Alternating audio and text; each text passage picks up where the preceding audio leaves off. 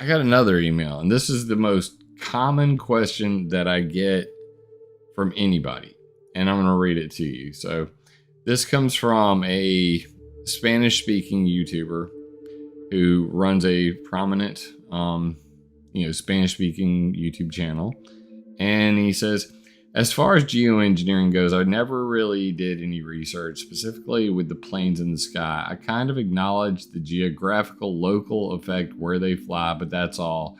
Personally, I've spent more time studying solar cycles and gotten deep on the grand solar minimum research for our channel. And I'm big on that too. I met David Devine, Adapt 2030. We've talked about grand solar minimum. I've been meaning to set up an interview with Christian from Ice Age Farmer. We connected briefly via email. We'll still try to hook that up in the future, but regardless, however, that doesn't mean I'm ignoring the geoengineering component. Lately, I've been watching several videos from your channel to get updated on what's going on. I really appreciate your approach on the matter. With that being said, I have only one question, and I will really appreciate if you can give me your take on it. I'm 41 years old, and from what I remember as a child, I don't recall many planes in the sky like now. From what I perceive, it seems that there might be more planes doing geoengineering now than there used to be. If that's the case, when in time you think the activity in the sky started ramping up? Is there any chart or any statistic we could access to see time ranges versus quantity of planes in the sky or something like that? That is a very well worded question. And the short answer is 1997. Bienvenidos a Desvendando Noticias. En esta entrega de nuestra serie La Danza de la Lluvia, queremos hacer las siguientes aclaraciones para la audiencia que llegue a ver esta parte. El tema del clima siempre será relevante cada vez que suceda un desastre natural, no tenemos duda de eso. Desde agosto del 2019 nos hemos inclinado a analizar el Sol como uno de los entes más influyentes en la oscilación de tendencias climáticas a nivel mundial. Así, por ejemplo, de 1900 a 1940 la Tierra se calentó, luego de 1940 a los 80 se enfrió, pero luego de los 80 a 1998 se calentó de nuevo. Las tendencias han sido la suma y promedio de temperaturas en periodos largos, para lograr entender el comportamiento del clima en un panorama más amplio. Entonces, ¿dónde ponemos la geoingeniería? Bueno, después de analizar 140 años de documentación de geoingeniería en las 4 entregas anteriores, llegamos a la conclusión que es una necedad narcisista de los controladores de querer cambiar o dar la apariencia de cambiar los climas. Pero si en 140 años no lo han logrado, llegamos a la conclusión que no pueden con la fuerza de los cambios macros de nuestra Tierra. Cualquier cambio artificial resultará en un efecto donde el ciclo natural compensará en otro momento o en otro lugar. Con cañones o torres podés desviar una tormenta de un lugar, pero caerá en otro lugar. Finalmente, si crees que el clima es controlado o modificado en su totalidad por unos cuantos, este no será un video para vos. A continuación, el resto del programa en el que Jim Lee abordó nuestra pregunta y después comentaremos. 1994 a 1997. Fue entonces cuando comenzó el verdadero repunte. Yo diría que comenzó el cambio en los aerosoles atmosféricos de fondo que condujo a una mayor creación de nubes artificiales. Veamos cuál es mi respuesta sobre esto, porque estoy seguro de que muchas personas no están familiarizadas con esta información. Así que eso es lo que vamos a hacer hoy muy rápido. Pero en 2014, después de unos 6 años de investigación sobre este tema y de haberme equivocado tantas veces, quería mucho llegar a algún tipo de consenso sobre dónde creo que radica el problema. Y todo seguía volviendo al tanque de combustible para aviones. Y lo que noté, que era una gran coincidencia, fue cuando dije, comencemos por el principio. ¿Cuál fue el primer artículo escrito en Internet? ¿Cuándo fue la primera vez que se usó la palabra chemtrail? Y la respuesta a esa pregunta es 1997. Y el artículo trataba sobre el combustible para aviones JP8. Lo que hice fue ir a Google y fui a la línea de tiempo de Google que te permite ver realmente cuándo se usó un término y luego cuándo se usó los artículos asociados con él. Y el primer artículo escrito sobre los chemtrails fue en 1997. Y ese artículo trataba sobre el combustible para aviones JP-8 y cómo notaron que se estaban produciendo muchas más nubes que antes. Esto me llevó por un largo camino de leer mucha documentación militar, muy científica, junto con journals científicos que hablan sobre algo llamado el concepto del monocombustible. Y el resumen e idea central de todo esto es que el ejército tiene una factura de gasolina realmente grande. De hecho, ha habido estimaciones de que solo el ejército de los Estados Unidos quema más combustible y produce más emisiones de CO2 que los siguientes 5 países más grandes del mundo, excluyendo a China. Pero independientemente, es una gran factura de combustible y uno de los problemas que tenían era que, en general, los aviones explotaban, estaban usando un combustible para aviones que estaba hecho de gasolina. Durante Vietnam, el Viet Cong disparaba AK-47 a los F-4 Phantom y las balas perforaban las alas y luego eso provocaba una chispa y los aviones explotaban. La gasolina tiene una inflamabilidad baja.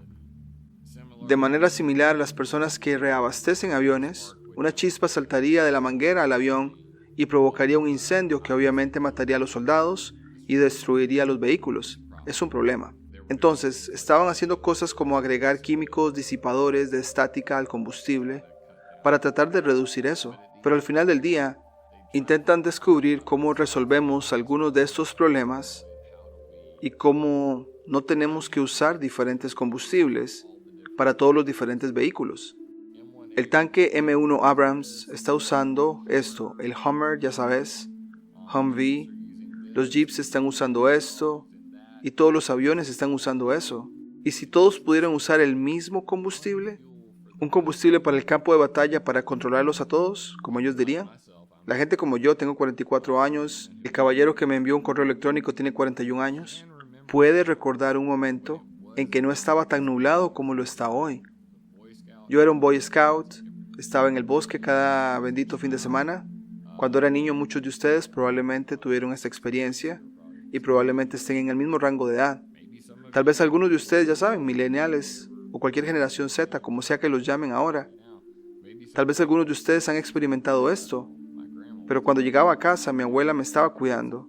Mi papá estaba trabajando, dijeron que nos largáramos de la casa. La hora de la cena es a tal hora, hasta luego.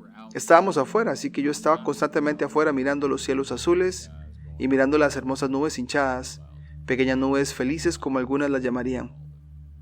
Y luego, en algún momento, pequeñas nubes felices se convirtieron básicamente en nubes que cubrían todo el cielo, cielos grises a diario.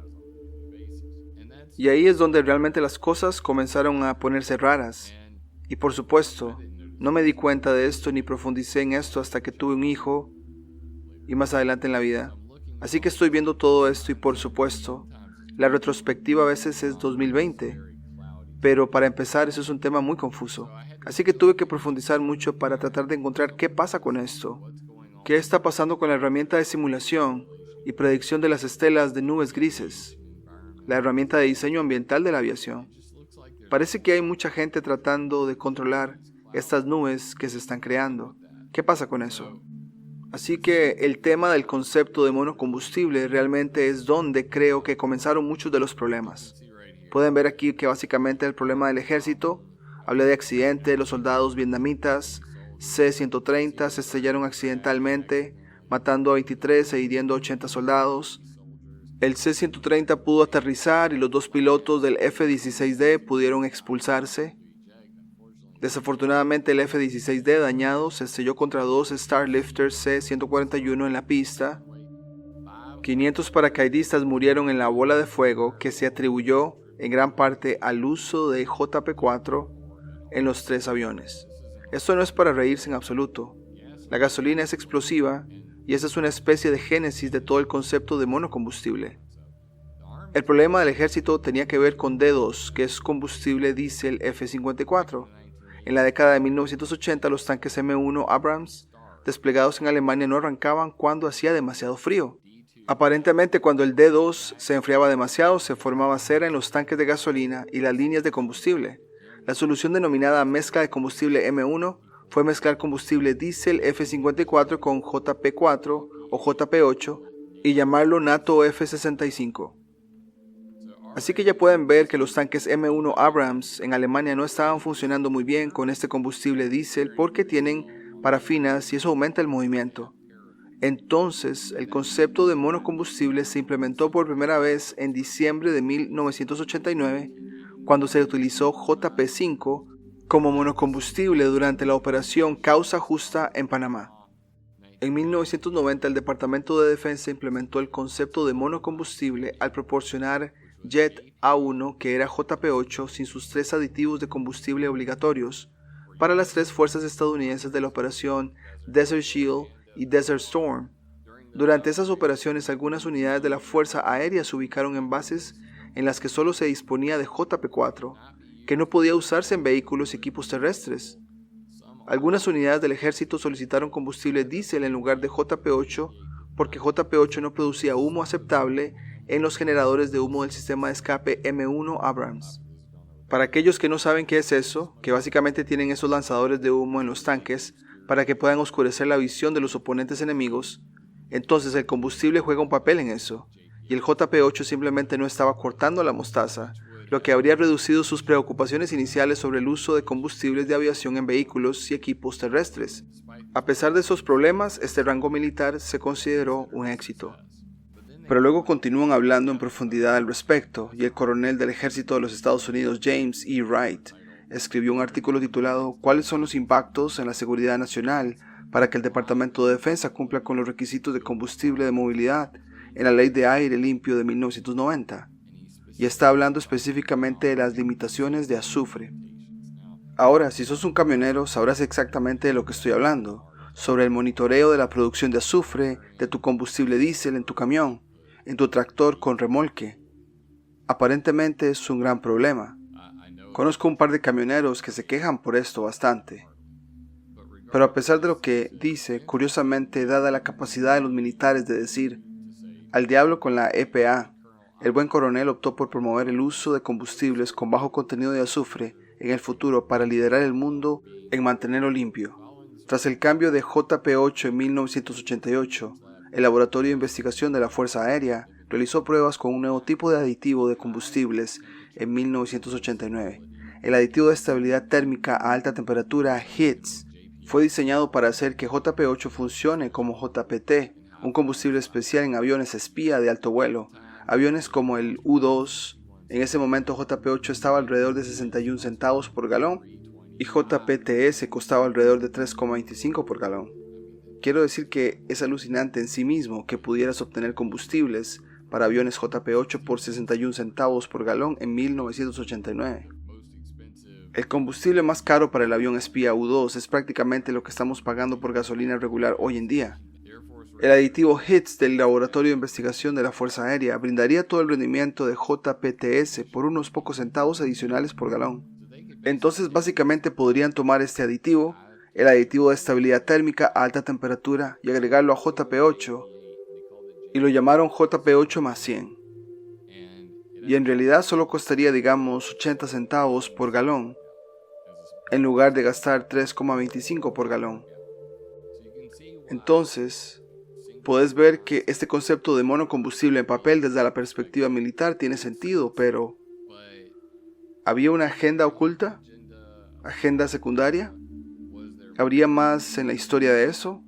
Así que indagué un poco más. La investigación de propulsión podría revolucionar el combustible para aviones. El desarrollo de un aditivo de combustible de flujo frío puede reducir los costos operativos de las aerolíneas comerciales. Dirección de propulsión del laboratorio de la Fuerza Aérea. División de motores de turbina, rama de combustibles, base de la Fuerza Aérea, Wright-Patterson. Y hablan del JP8 más 100 LT para baja temperatura.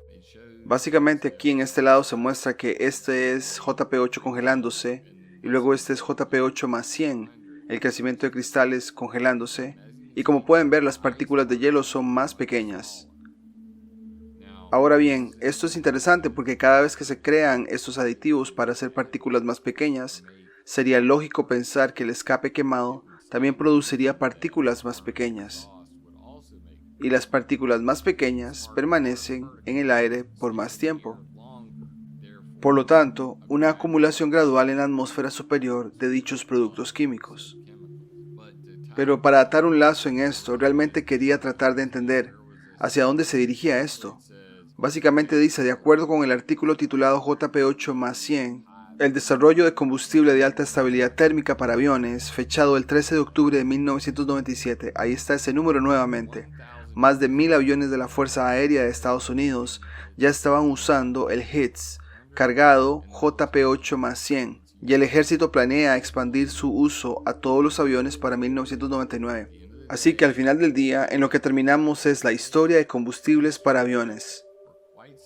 Durante bastante tiempo los aviones funcionaron con gasolina. En 1988 comienza el concepto de monocombustible. Comienza la conversión de JP4 a JP8. Es por eso que creo que realmente hemos visto este aumento masivo en la nubosidad inducida por la aviación. Este tipo de combustible tiene una producción de metal de carbono negro mucho más alta. Los metales que están en JP8 son mucho más altos que los que están en JP4 y JP5, y ahí es donde realmente está el problema. Entonces, este es el concepto de monocombustible desde el principio hasta la finalización, hasta la primera vez que se usó la palabra chemtrail en Internet, y se considera que los que olvidan el pasado lo repiten. Hemos llegado tan lejos desde el primer artículo que usó la palabra chemtrail sobre JP8 que nadie recuerda nada de eso, y yo teniendo que resolver esto más de una década después. Curiosamente, otros pequeños puntos de la línea de tiempo en el medio comenzaron el concepto de monocombustible en 1988. 1992 fue la patente de siembra estratosférica Wellsback. 1994 comienzan las pruebas del aditivo del +100 del HITS. 1995 la Fuerza Aérea afirma poseer el clima en 2025. 1996 la conversión a JP8 completa. Marzo de 1997 se llevó a cabo el Simposio de Tecnología de Prueba de Modificación del Clima, donde el Dr. Arnold Burns del laboratorio Phillips, en el laboratorio de investigación de la Fuerza Aérea, básicamente propuso todo lo relacionado con el control del clima en 2025 a la Fuerza Aérea y el Ejército. La reunión conjunta del Ejército de la Fuerza Aérea, que es lo mismo que está pasando con el concepto de monocombustible, el Ejército de la Fuerza Aérea está de acuerdo en usar un solo combustible. Hasta agosto de 1997, con las propuestas de geoingeniería de Edward Teller del Laboratorio Nacional Lawrence Livermore, y luego finalmente octubre de 1997 el aditivo de +100 en 1000 aviones de la Fuerza Aérea de Estados Unidos, con la intención de tenerlo en cada avión de la Fuerza Aérea de Estados Unidos para 1999. Y eso también era una cosa de la OTAN. Si realmente lo miras, ¿de qué estamos hablando con la OTAN? Estamos hablando de todos esos países, y la OTAN básicamente tiene esto llamado Grupo de Trabajo de Combustibles y Lubricantes de la OTAN. Básicamente manejan los estándares para todos los combustibles de la OTAN, todos los países de la OTAN. Todos estos diferentes aditivos son necesarios en los diferentes tipos de combustible. Así que tenés antioxidantes, aditivos disipadores de estática, que es una sal de bario, aditivos antihielo, inhibidores de corrosión, desactivadores de metales, aditivos de estabilidad térmica, aditivo de detección de fugas trazador A, y luego biocidas como biobor y cazón, que están diseñados para matar los insectos que crecen dentro de las alas, donde guardan el combustible porque es un espacio oscuro y húmedo donde crecen las bacterias. Entonces, por supuesto, también pusieron biocidas en el combustible para aviones. Cuando realmente comenzás a investigar todos estos productos químicos que se utilizan en Jet A1, Jet A, puedes ver aquí F-44, F-40, esos son los estándares militares, JP5, JP7, JP8, Jet B, y la lista continúa. Básicamente muestra que esos son los aditivos por tipo de combustible y eso es eso. Estaba investigando qué hay en estas cosas, y cuando empezás a mirar los aditivos reales, es bastante espeluznante porque fui y saqué hojas de datos de seguridad de materiales para casi todos estos. Y cuando realmente empezás a profundizar en ellos, te das cuenta de que muchos de ellos dicen secreto comercial, secreto militar. No hables del clima, es un secreto militar. Así que estos son todos los diferentes tipos de combustible, estos son todos los diferentes aditivos. Justo aquí hay nubes cirros llenas de metales. El informe del IPCC dice que sí, se estima que las partículas metálicas como el aluminio, el titanio, el cromo, el hierro, el níquel y el bario están presentes en partes por billón según dos estudios de 1975. Y me pareció muy insuficiente que el IPCC confíe en estimaciones de 1975. Suena como una broma. Así que quise profundizar un poco más y encontré un par de estudios diferentes. Este es absolutamente genial y luego tengo la versión militar. Pero este de aquí, caracterización química de partículas recién emitidas por el escape de un avión usando espectrometría de masas de una sola partícula, esto es de 2016, no 1975.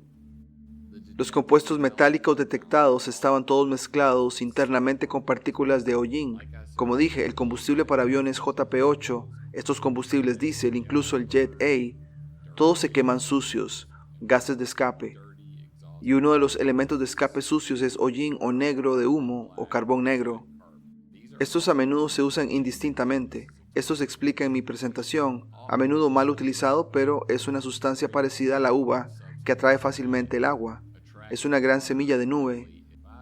Documento de la doctora Florence Van Straten, 1958, de la Marina de los Estados Unidos, estaba usando carbón negro para hacer nubes y destruirlas. Así que sabemos que el negro de humo o el hollín es la semilla de la nube a la que se adhiere el agua. No es solo formación de hielo que está colgando allí. Se está pegando a algo que la semilla, la cual es hollín, está llena de metales. ¿Qué metales probablemente te estás preguntando? Los metales más abundantes en los gases de escape eran cromo, hierro, molibdeno, sodio, calcio y aluminio, también detectados en estas partículas que salen de la parte trasera del combustible para aviones, quemado por un avión y medidos con un equipo científico muy preciso. Vanadio, bario, cobalto, cobre, níquel, plomo, magnesio, manganeso, silicona, titanio y circonio. Ahora todos estos son nanopartículas de metal. Estos se están extendiendo por todo el mundo por una suma de alrededor de 150,000 vuelos al día. Durante los últimos 2 años ha habido una marcada disminución en el número de vuelos debido al virus 19.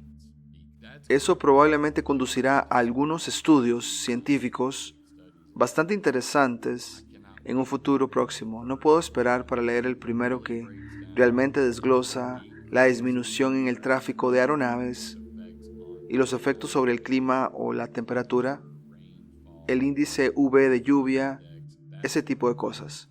Pero de acuerdo con el propio análisis militar de elementos trazados en su documento y de hidrocarburos aromáticos policíclicos del combustible de motores a reacción Jet A, JP5 y JP8, lo que ven aquí es aluminio. Dice no detectado en Jet A. Lo encuentro difícil de creer. JP5, 2.144 partes por billón. JP8, aluminio, 9.360 partes por billón. ¿Estamos siguiendo el patrón aquí? Aún más condenatorio. Pero ahora mismo, en este momento, hemos cambiado de hablar sobre el uso de azufre en la geoingeniería, el aluminio en la geoingeniería. Ahora, el gran problema es que usemos calcio en la geoingeniería.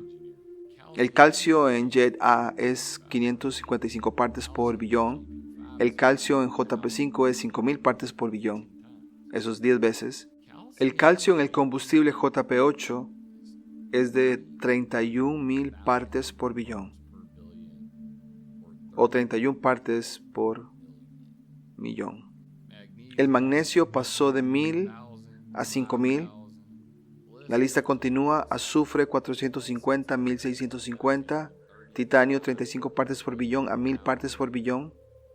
Quiero decir, en general, todo está más sucio con el JP8. Se esparcieron muchos más metales por todo el mundo como resultado del concepto del monocombustible que ocurrió entre 1988 y 1997. El primer artículo sobre estelas químicas fue en 1997. Este artículo trataba sobre el combustible para aviones JP-8 y creo que con razón. Así que espero que esto responda a la pregunta que recibí por correo electrónico, porque creo que es una buena pregunta. Sabes que también recuerdo que era azul y quiero saber por qué. Después de llegar a todas estas conclusiones, lo puse directamente a los pies del grupo de trabajo número 1 de tareas especiales de la OTAN, que asume tareas especiales según las indicaciones del Comité de Oleoductos de la OTAN. Entonces, literalmente, un pequeño grupo en el Comité de Oleoductos de la OTAN, cuyos nombres están clasificados porque nunca pude encontrarlos. Este Comité de Oleoductos de la OTAN determina los estándares de combustible para aviones para 28 Estados miembros de la OTAN. Y como resultado, este grupo de tareas especiales, si su tarea especial era geoingeniería del mundo, utilizando combustible sucio, lleno de metales, y que sabían que bloquearían la luz solar, y, de hecho, el azufre de aluminio y el calcio que se han propuesto como material de geoingeniería, y resulta que están en grandes cantidades en el combustible con el que terminaron decidiendo ir, entonces existe una pequeña posibilidad de que las personas en el grupo de trabajo número 1 sean los culpables del proyecto de esta tarea especial. Y esa es mi creencia. ¿Crees que estoy cerca del dinero o si estoy perdiendo mi cabeza? Estoy seguro de que va a haber un montón de gente que tendrá un problema con eso. Mencioné el simposio de tecnología de prueba de modificación de clima, específicamente porque dicen que estas son capacidades actuales a partir de 1997. Y dice muy claramente aquí, modificación de nubes, cobertura de vigilancia. Este es un documento de la Fuerza Aérea de Estados Unidos, del laboratorio Phillips. Crear, suprimir, cirros, contrails, modificación de la nube, capacidades actuales, 1997, crear, suprimir, cirros, estelas. Y ahora esto se ha filtrado en la industria de la aviación comercial, donde el ejército de los Estados Unidos ahora va con el Jet A1, para ser específicos. Febrero del 2014, el Departamento de Defensa de Estados Unidos cambia combustible para aviones de grado civil. Con las pruebas del Jet A de grado civil con aditivos casi completas, 36 bases militares en los Estados Unidos se han alejado del JP-8 de grado militar. Las más de 230 ubicaciones restantes están programadas para convertirse en 2014, que nuevamente fue otro momento en el que la gente se refiere, dice. Alrededor de 2012 a 2014 realmente noté que empeoraba. Así que aquí hay otra situación donde cambian el combustible una vez más. El problema parece haber empeorado. Los biocombustibles de aviones enlistados para control de estelas. Este es el futuro. Esta es la solución para crear nubes enfriantes de día y ninguna de noche, que ocurrió después de que acudí a la EPA en 2015. Pero si deseas obtener más información al respecto, puedes ver mi informe completo aquí mismo, en lo que se llama Geoingeniería Accidental con Huellas de Barcos y Estelas.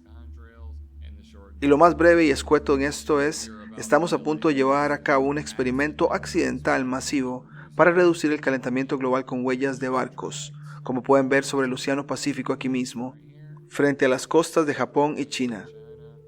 Y luego una próxima regulación de la ONU reducirá drásticamente la contaminación de la industria del transporte marítimo, pero también puede acelerar el cambio climático, porque los estudios han encontrado que los barcos tienen un efecto de enfriamiento neto en el mundo a pesar de que expulsan casi 1 billón de toneladas de dióxido de carbono cada año. Entonces para los barcos está bien que echen gases porque también tiran una gran cantidad de polvo de carbón negro, porque usan combustible búnker y eso hace nubes. Y por cierto, les gustan las nubes porque creen que refrescan el mundo. Las estelas de los aviones pueden estar creando geoingeniería accidental 2015. La disipación de la neblina de los gases de escape de los aviones altera la forma en que la luz del sol llega a la Tierra y puede estar afectando involuntariamente nuestro clima. Sin querer extender la respuesta de Jim Lee, hay cosas que analizaremos en la próxima entrega, pero nos surgen algunas reflexiones para cerrar este video. 1996-1997 es un año de mínimo solar. Qué coincidencia que hagan un cambio de combustible en ese momento de la historia. Una vez más vemos que el sol dicta los tiempos. Otro periodo que Jim Lee mencionó de otro cambio de combustible y que se notó en el cielo en una mayor cantidad de nubes grises artificiales fue entre 2012 y 2014. Ese fue el máximo solar del ciclo anterior. Una vez más vemos el ciclo solar dictando dónde aplicar agendas. Ya hemos mencionado en el canal que si hay daños en la salud por cosas que fumigan, es completamente colateral o secundario. Hay una agenda más prioritaria, la cual estamos tratando de descifrar aquí. Jim Lee nos desglosa la línea del tiempo del combustible para aviones. Así que, cuando dice que los tanques de guerra ya usaban un combustible para generar humo y así bloquear la vista del enemigo, y que eso fue transferido a los combustibles de avión, ¿será más bien esa la agenda primordial? ¿Bloquear? ¿O que no podamos ver algo? ¿O que ellos bloqueando entonces pueden continuar experimentos arriba de esa capa? ¿Y así la perpetua investigación militar continúa? Pero bueno, dejaremos el video por acá, y si tenés algún comentario o aporte que le agregue a esta presentación, ponlo en la barra de los comentarios y nos vemos en la próxima.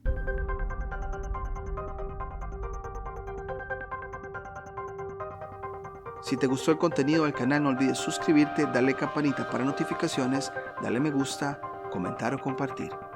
Hasta la próxima.